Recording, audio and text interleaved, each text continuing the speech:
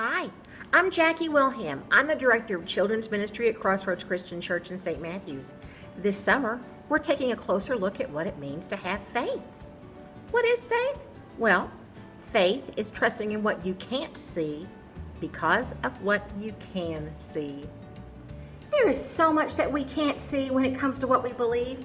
We can't see God with our eyes, but there are some things that we can see. And when we focus on those things, our faith gets stronger and stronger. The good news is, we're not in this faith thing alone. We've got each other. And sometimes it's good to have friends to help you see a few things that, well, maybe you missed. We've spent quite a bit of time this summer talking about a man named Paul. You might remember Paul. Well, he didn't think much of Christians in the beginning, and then he became one, and he could not stop telling everybody about Jesus all over the map. In fact, many Jewish people and Greek people became Christians because of Paul. Well, on the flip side, there were some religious leaders who really didn't like what Paul was doing. They felt like Paul did before he met the resurrected Jesus, and they didn't want Paul going around telling everybody about him. They did everything they could to stop him. Paul and his friends were forced to leave several cities, including Thessalonica. They went from there to Berea, but the same religious leaders followed them there and ran them out of town. So he went to the coast and then traveled down to Athens, and he left word for his traveling companions, Timothy and Silas, to join him there. When Paul arrived in Athens, he decided to take a little walk around and take in the sights of the city. He saw so many statues. Those statues were actually false gods. The Athenians worshipped thousands of them.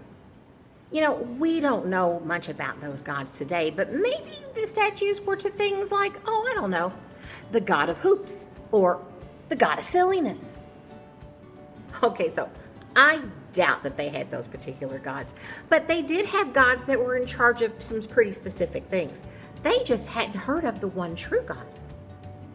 While Paul waited for his friends to arrive, he went to the Jewish synagogue, and there he taught both Jewish and Greek people all about Jesus. He did the same thing in the marketplace, and then he was invited to speak in the court. When he went to the court, he decided to tell the people about Jesus in terms that maybe they could understand. This is what he said. As I walked around, I looked carefully at the things you worship. I even found an altar to an unknown God written on it. Now I'm going to tell you about this unknown God that you worship. Paul explained that the one true God made the entire world and everything in it, that God made every person with a purpose. Listen to what else he said. God did this so that people would seek him. Then perhaps they would reach out for him and find him. They would find him even though he is not far away from any of us. Paul went on to quote some writers from Athens.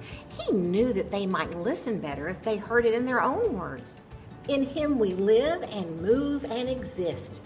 As some of our own poets have also said, we are his children. Paul told them they were right. People are God's children, and God is alive and real and not some statue carved out of stone or molded out of gold. Now, by sending Jesus, God had called everyone, everywhere, to turn away from the wrong they've done and follow God. He proved this by raising Jesus from the dead. As Paul spoke, some people made fun of him, but, others wanted to hear more of what he had to say about Jesus, and still others, they became believers. Because of Paul, they realized that the unknown God wasn't unknown at all. God sent Jesus to be our Savior so that everyone could know him personally.